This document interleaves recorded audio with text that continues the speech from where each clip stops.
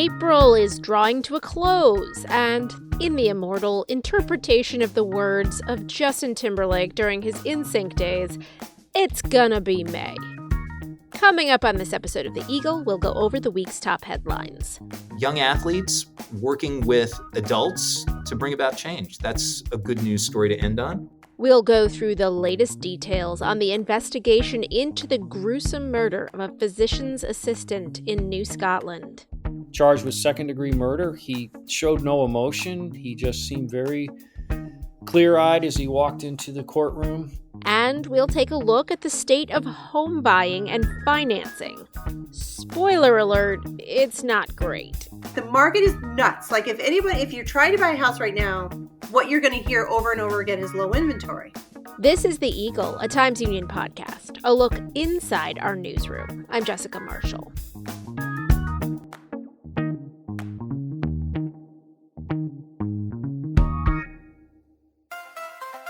If you're enjoying this podcast, take advantage of all the Times Union has to offer and support our efforts to bring in you award-winning journalism by becoming a Times Union member today. Go to timesunion.com/subscribe.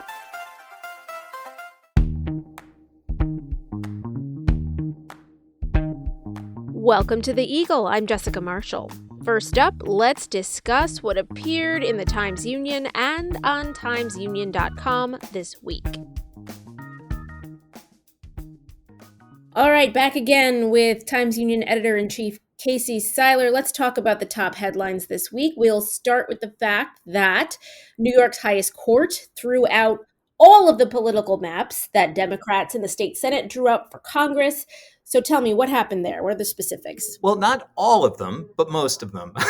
The Court of Appeals, which as noted is the state's, highest judicial panel, sent down a ruling on Wednesday after hearing oral arguments on Tuesday. What the court concluded was that the state Senate and congressional maps that had been drawn by Democrats were gerrymandered, were unconstitutional, and therefore had to be tweaked and redone. The maps for state assembly districts, however, were okay. So what that sets up is the likelihood that we will now have two primaries, one in June, which was the original primary date where people will vote to select candidates for assembly districts and for the statewide races, including governor and lieutenant governor, and we can talk a lot about that further if you want. And then potentially in August, a date certain has not yet been set by the Board of Elections, which I'm sure is freaking out right now, for the state Senate and for Congress. Now, this has all kinds of implications, not only for candidates who are running for the Senate and for Congress, but also for control of Congress, because it is quite likely that once these maps for Congress are tweaked, they will be less friendly to Democratic candidates, which, of course, in a closely contested race to control the U.S. House could have very significant implications.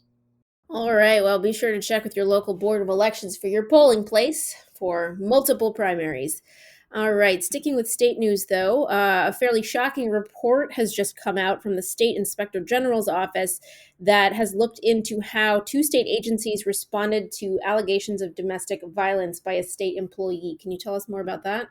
Yeah, Inspector General Lucy Lang's office on Thursday morning released this report that noted that an employee at the State Office of General Services filed a complaint in 2019, in the summer of 2019, where he said, hey, my wife has been using her work cell phone inappropriately. His wife was an employee of the State Office of Information Technology Services, essentially the state's IT agency. When investigators went to the wife, she said, well, yes, I have been using my work cell phone to document my husband's acts of domestic violence against me. And the report from the IG comes to the conclusion that both of those agencies utterly failed to follow through on the agency's policies on what you're supposed to do when an employee informs you that she or he is a victim of alleged domestic violence. The tragedy here beyond that is that the husband, about a year later, a little bit more than a year later, in the fall of 2020, murdered his wife and then killed himself. So obviously, there is speculation that these agencies, in failing to appropriately respond to this, perhaps failed to take action that could, not necessarily would have, but could have perhaps headed off a terrible crime. Wow. Well, visit our Capital Confidential section at timesunion.com for more on that story. Let's move on now. Congressman Paul Tonko says the FBI is now looking into the Schoharie limo crash, which is something that they previously wouldn't even talk about, right? So what changed? Correct. I think public pressure and official pressure as well was brought to bear. Now, this takes a little bit of backstory. Of course, the October 2018 Schoharie limo crash involves an FBI informant, Shahed Hussein, who owned the limo company that put this decrepit vehicle on the road and ultimately resulted in the death of 20 people, 17 passengers, the drivers, and 2 pedestrians. And the question has been asked based on reporting collected by our own Larry Rulison and amplified and deepened by Ben Ryder Howe in a story in New York Magazine that appeared in January that we've spoken about on this podcast before, noting that there is extensive speculation and questions surrounding what, if anything, the FBI might have done to protect their asset, Shahed Hussein, who worked on several undercover terrorism investigations after 9/11 for the agency, whether they protected him in his dealings with code enforcement officials because he owned an equally decrepit motel, and of course with state transportation investigators who were several times, citing his vehicles for various violations. This vehicle should not have been on the road. And numerous state agencies failed to take action. I'm sorry, this is turning into a theme for this discussion, but there you go. Now, the FBI originally said, hey, we're not going to talk at all about any of our informants that could place, future informants or current informants in jeopardy. But of course, the cat was out of the bag that Shahed Hussein was an undercover agent for the FBI. He had testified in open court in some of these cases. So the FBI, under pressure from Paul Tonko and Elise Stefanik and others, said this week that essentially their Inspector General's office, although they have a different term for it, was going to look into whether or not the way that it was phrased in a letter to Tonko about this incident and whether there was any FBI involvement in the investigation. As a result, the FBI director has ordered that the agency further review the matter, a spokesperson wrote. Now, that leaves open the question of whether or not the agency is going to look back before the crash into whether or not the agency ever protected or assisted Shahed Hussein. Paul Tonko says that yes, that is going to be an aspect of the FBI's sort of self-investigation, but that, of course, remains to be seen. Well, we'll be watching that, and I definitely encourage anyone who's interested to go back and listen to the episode where you interviewed Larry and Ben Ryder Howe. Very powerful stuff. All right, one final story coming out of our sports department this week. The state's public high school athletic association reversed a controversial rule about wearing hair adornments during sports competitions. Can you tell us what happened with that this week? Yeah, specifically beads in your hair, which tend to be worn more often by Black athletes.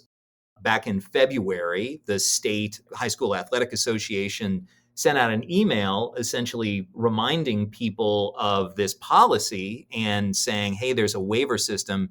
You need to take a picture of the young athlete who might want a waiver and send it in. We'll take a look at it. And lots of people said that it really felt like this was racial targeting and that it tended to alienate and, as it were, other young athletes of color. Coaches and school leaders over the weekend vociferously protested after the policy was enforced in a rather heavy-handed way at 2 meets in the capital region. On Monday, James Allen, our outstanding high school sports reporter, spoke to Robert Zayas, who is the executive director of the state association. And Zayas complained that, coaches and school leaders were complaining in the media. Look, if you don't like the policy, you can change it, but you've got to do it through channels. And then on Tuesday morning, Zayas and the association unilaterally placed a moratorium on enforcement of this policy. So apparently, Zayas decided that there were, in fact, actions that could be taken quickly on this. It's a good story. And young athletes at Mahonison on the track team on Monday decided that they were going to all wear beads in their hair at a meet that was coming up on Wednesday. And they did just that, even after the decision, the moratorium was announced on Tuesday. So young athletes working with adults to bring about change. That's a good news story to end on. Exactly. Let's end it on a positive note here. All right. Thanks, Casey, so much for talking to us, and we will check back in with you next week. Thanks, Jess. As always, you can learn more about all of the topics and issues that we discuss on this podcast at timesunion.com.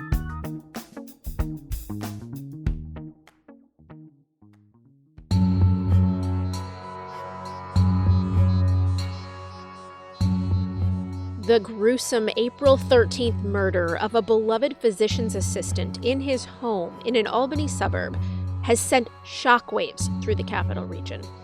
Accused of the brutal slaying, a purported ex-boyfriend of the victim's wife.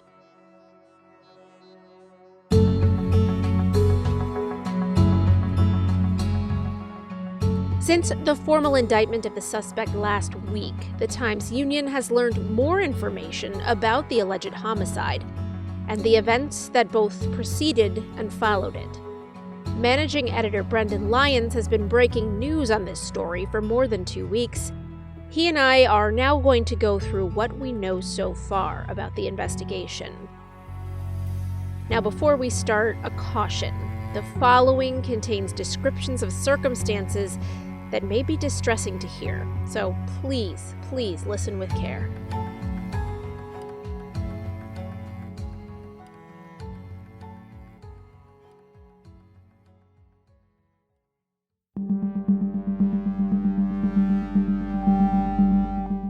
In the sleepy town of New Scotland, the morning of April 13th was cloudy and slightly cool, somewhere in the 40s.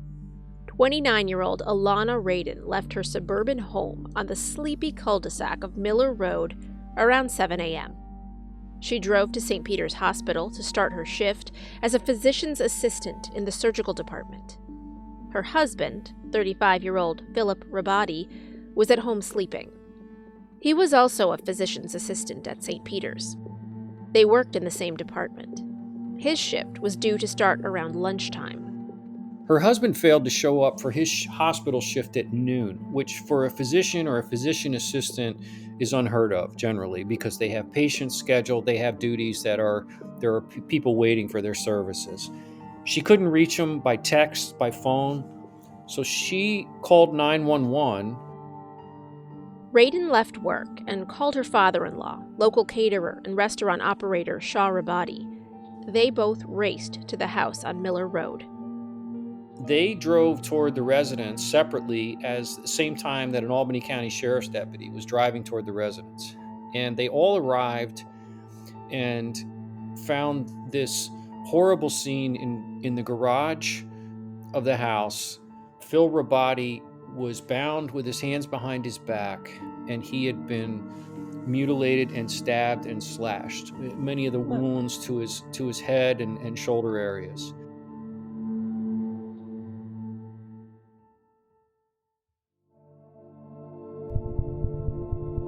Philip Rabati graduated from Guilderland High School in 2004. He was an honors student, a star soccer and tennis player.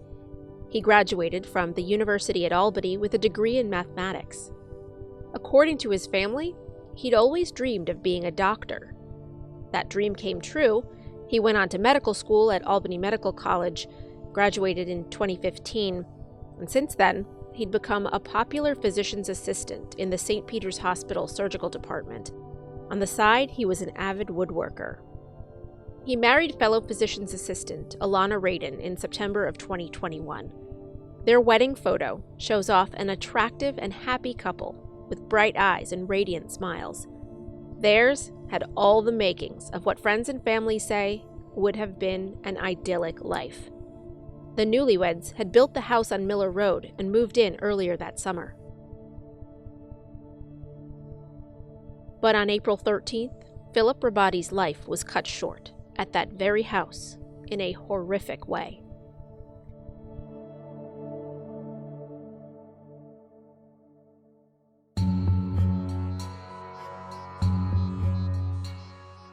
The Albany County Sheriff's Department, upon discovering the body, immediately began an investigation. And it wasn't long before pieces of this tragic puzzle began to fall into place. It happened to be that the neighbors, at least two of the residents across the street or next door, had Ring cameras, the type of security cameras that were on and that captured a man in a white pickup truck approaching the residence around just after 7:30 a.m., about 40 minutes after Elena had left to go to her job at the hospital. And the man had a surgical mask on and a hood on, like a head covering, according to a neighbor who was walking their dog and also saw him. So that man and that truck, that white truck, immediately became a focus of the investigation.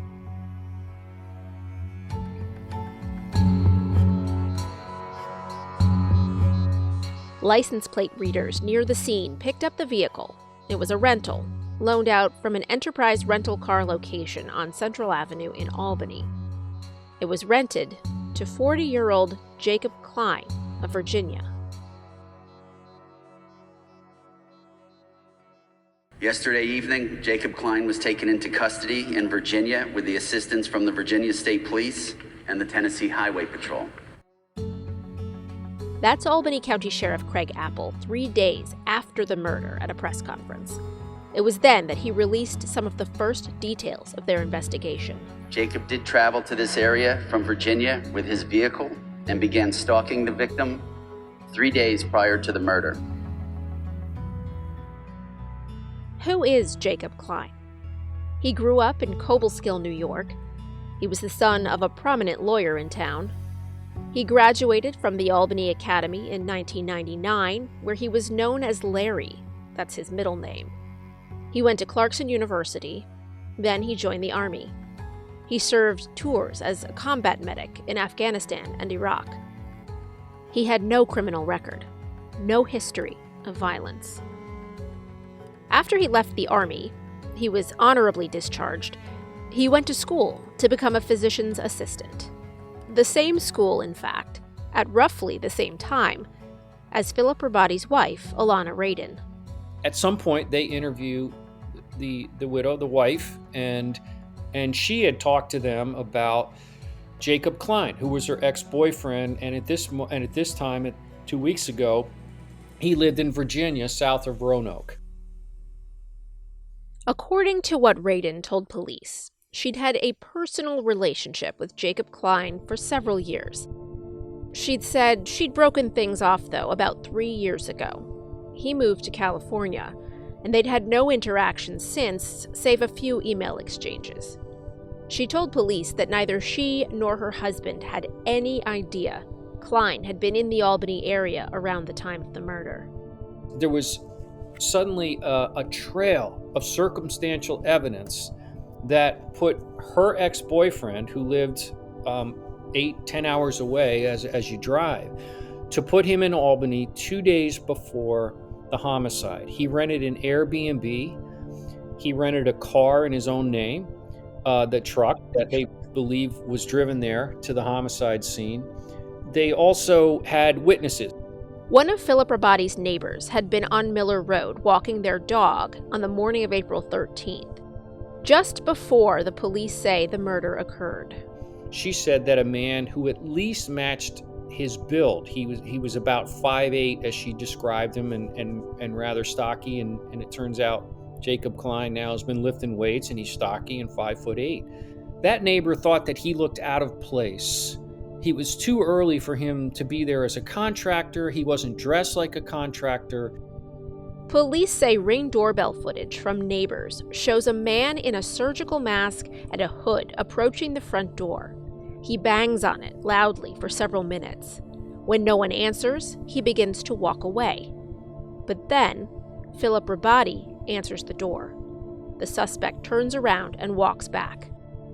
He had what the neighbor described as folded papers over his hand. And during their conversation in the doorway, Philip Rabati is just wearing shorts, he's barefoot. He mentioned something, or there's some exchange where he talks about the man's hand. And they said that you could see him on the Ring camera suddenly react and kind of become in a subdued position. And he starts to retreat into the house. Their theory is that Jacob Klein, who had purchased a handgun not too long ago, was clutching that handgun, and that's how he was able to get in the house and overtake Rabati, whose hands at some point were tied behind his back.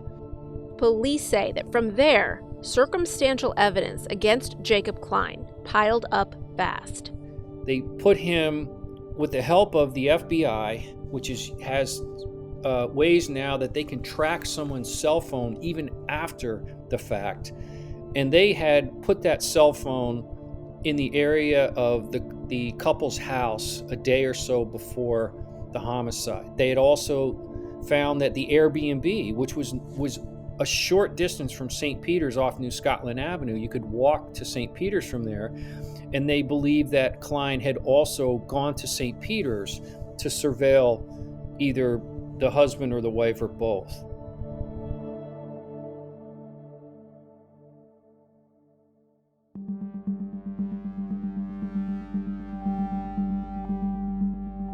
Klein was arrested on April 15th, 2 days after the murder. He was pulled over by law enforcement in his car in Virginia, just by the Tennessee border. So at some point, as they're building circumstantial evidence against Mr. Klein, the Virginia State Police alert the Albany County Sheriff's Department the following day, I believe on Thursday, that his truck, he drives a Toyota 4Runner, had hit a license plate reader in the state of Virginia. So he was back in his home state at that point, his vehicle was. Law enforcement agents began monitoring Klein's movements on Thursday. He was at his home, about a half an hour south of Roanoke. They did not yet have an arrest warrant, so they just watched. In the middle of the night, he gets in his truck with his dog and what we would later know is a handgun in the console, and he starts driving west.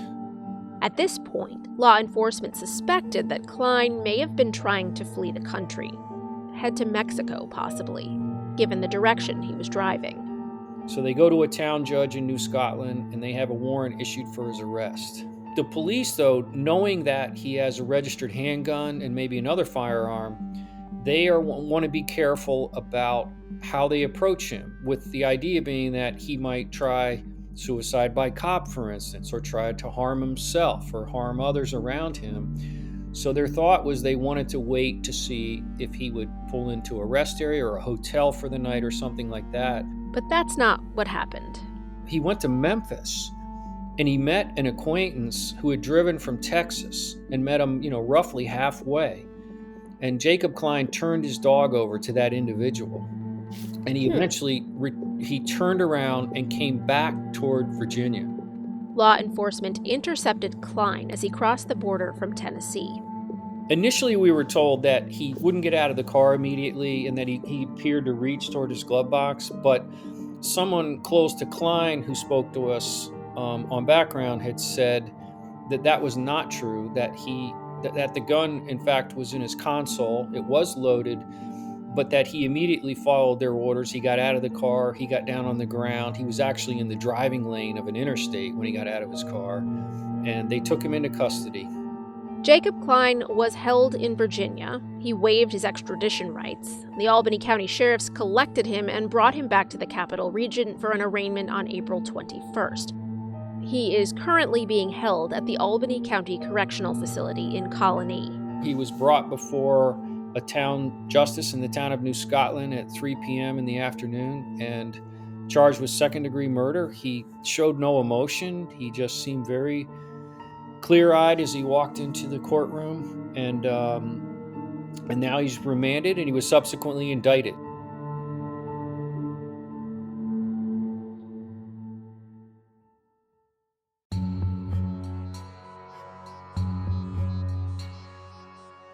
This week, the Times-Union reported on more details about the investigation that came out in court records and from law enforcement sources.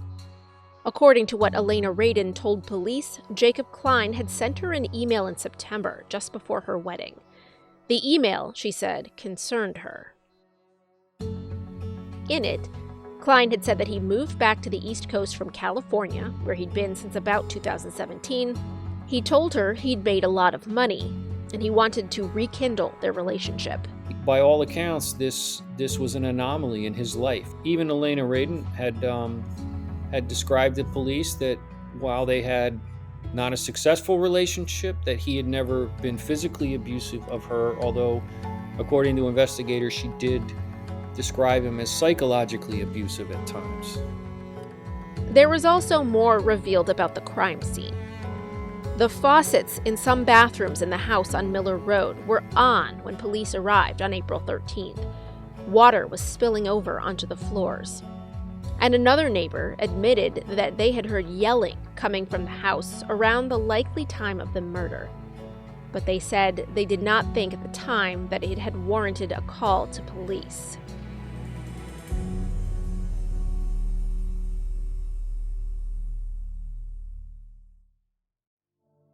They're very serious allegations. Obviously, you feel terrible for the Rabati family, his wife and family, but Mr. Klein has entered a plea of not guilty. He's entitled to due process, the presumption of innocence. And Klein's lawyer, Manhattan-based criminal defense attorney Mark Betterow, spoke to reporters outside the courtroom in New Scotland on April 21st following the arraignment hearing.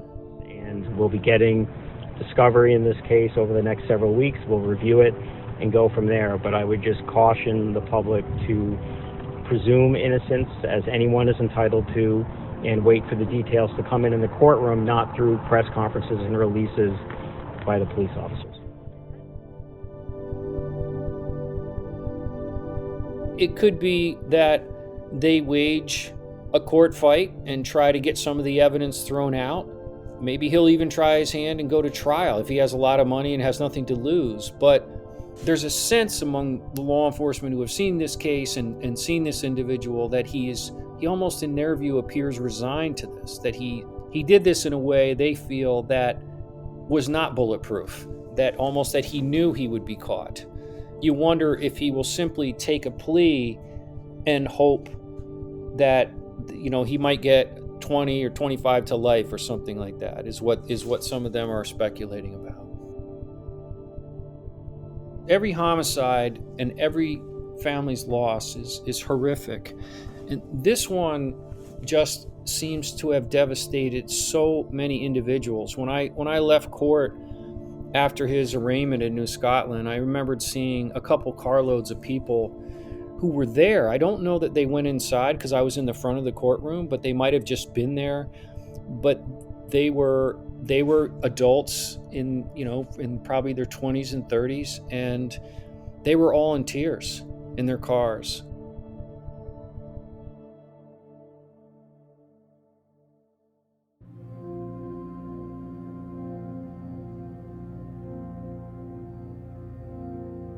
Friends and family held a memorial service for Philip Rabati last week. Alana Radin wrote her husband's obituary. In it, she says, quote, "Philip was a shining bright light in this world. He was kind, endlessly charismatic, funny, intelligent, patient, and an immediate friend to all. His smile was breathtaking, and his laugh was infectious. Philip was simply a magnetic person. To have known him was a genuine gift in this lifetime." To read more of our reporting on this story, visit timesunion.com.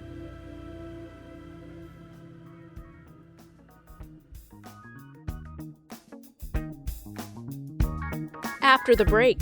Are you thinking about buying a home in the capital region? We'll talk to real estate reporter Lee Hornbeck about the current market and whether you should jump in.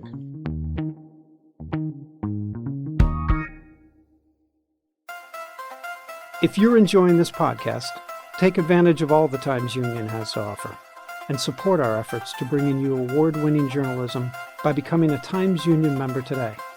Go to timesunion.com/subscribe.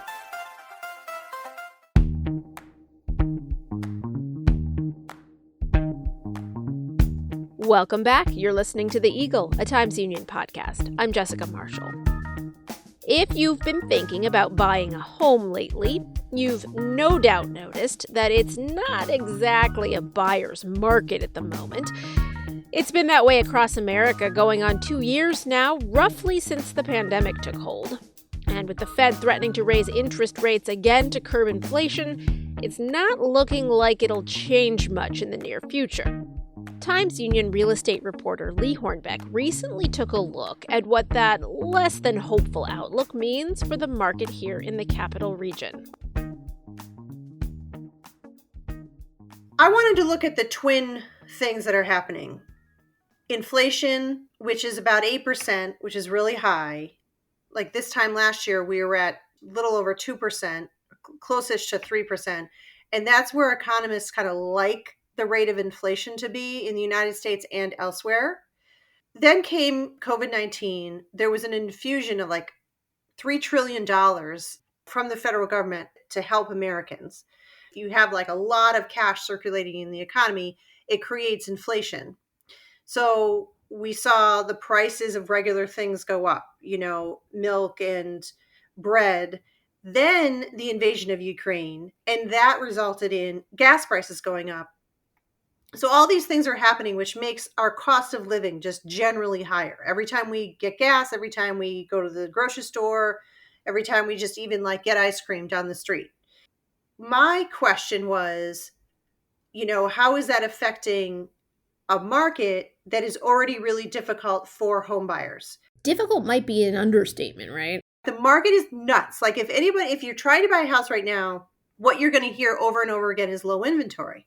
So I said, here come higher interest rates, from the 3%-ish to the 5.8% for 30-year fixed. It's lower for 15 years. Isn't that just going to make things outrageously impossible for home buyers who are already having a hard time finding a house where their bid will be accepted? People look at houses over and over again. They make an offer. And because houses are selling for above asking in most places, that bid is rejected. So I went and rounded up some experts to talk to me about those twin things, inflation and interest rates, and how that affects our already kind of fraught real estate market. All right. So do we have any hope, those of us who are interested in buying homes at some point here? Is there any hope? The question is, will it soften the market, right? So the answer is, I think it's not going to soften our market really anytime soon because, and this comes from J.R. George at Trustco, the demand is still so high. And it's hard to say when that'll end, because every time you raising interest rates, you do lose a segment of the buying public. They're like, I'm out. I was looking at $1,100 a month in a mortgage. And now because the interest rate is higher, I'm looking at $1,250 a month. And I just can't swing that. So I'm out. But then, there's a lot of people who are cash buyers. They don't need a mortgage. They're going to continue to buy houses. So what I found is that inflation is starting to settle a little bit. The Fed raises the interest rate to combat inflation and slow the market, right? So that may happen nationwide where the real estate market will slow a little bit, and that will kind of fix the inflation problem by slowing the market, if that makes sense. But then there's always the question of the Northeast, and the capital region in particular, is a little bit recession proof in terms of during the recession, the housing market issues that were experienced elsewhere in the country were not as bad here. And also on the flip side, we're not really a boom There's not a boom here. And that has to do with a lot of stability of many employers. There's a lot of people who work for the state. They work for very stable employers. But it means if you're looking for a price correction or a switch from a seller's to a buyer's market, that does not seem to me, from what I learned in reporting the story, to be coming anytime soon. So that's not the news I wanted to hear, but it definitely puts things into perspective. I mean, why is it that so many people want to buy houses right now? Like, is that a pandemic thing? Is that a normal ebb and flow of the market thing? Like, what's the deal behind that? Well, there's two things at play there, right? So is demand really that high, or is inventory just that low? So because there's fewer homes being built, new construction, and fewer people putting their homes on the market, it just kind of ramps up the mania for the houses remaining. The other thing that's happening, which kind of leads me to believe that it is more of a demand issue, which is exacerbated by a low inventory issue, is that rents are increasing as well. So the longer you're paying rent and the more it's going up, the less attractive it is to keep renting and the more attractive it is to buy. So the other thing that's important to know right now is that interest rates are going to continue to climb. So we're hovering near the 6% rate right now. It's only going to climb. The Feds have all but said that they're going to raise interest rates again. So you might hurry up and buy now at the higher interest rate that you're hoping not to pay. Then at least you've gotten into the house and you can refinance a couple years down the road. That was kind of some of the prevailing expertise I got today from the people I talked to, was that it's still better to buy and get into a house, even at that higher rate. I mean, historically, 5%, 6% is not actually that high. There was a time, before 2001, that borrowing rates were 7%. In the 80s, it was 18, 20%. I mean, we've gotten really used to these low interest rates because they were that way so we could recover from the recession. And people still bought houses at all those periods of history, despite those really high rates. You'd think, oh my God, I'm never going to buy a house. It's too much. The point is world kept on turning. The rate will come down and you can refinance later. Interesting. Okay. So with that in mind, I mean, if you had to give some advice to somebody who was looking to buy a house right now, I mean, what would you say? I'm pretty cautious on all of these things, pretty conservative, but it's just rents are going up like pretty dramatically because landlords are starting to recoup their losses from the pandemic time. And some advice I got from Jeffrey Miller, who's a VP at Sunmark and has been in the game since 94. He was like, it's still the American dream to own. And you have so much more power if you own your house. I mean, the bank really owns it for the first 10 years because you're just paying off interest. But you're building equity. You're building equity. And so what banks and lending institutions, credit unions are seeing is people are coming in and getting equity lines of credit. So because inflation and so forth, their house has really dramatically risen in value. So people can get quote unquote free money out of that house by taking an equity line of credit, which then, we go around and do another conversation we have about building decks and building on a room and putting in a pool. And that's where people are getting the money for it, whether or not they'll find the contractor to do that work or the materials. Right. That's a whole other podcast. Yeah. Supply chain issues and contracting issues. Yeah. So I don't know. I don't feel like I'm giving you a straight answer because it also is very personal. Right. Maybe there isn't a straight answer. I mean, if you're in a position where you have to buy, you're going to buy. It's a better investment than rent. But on the other hand, like buying a house is its own special burden. There's really so many things that point to it's better to own. It gives you more control over your life. I mean, you can't control for inflation. You can't control for taxes. But I mean, you're not going to have a 30% increase in your monthly payment if you own.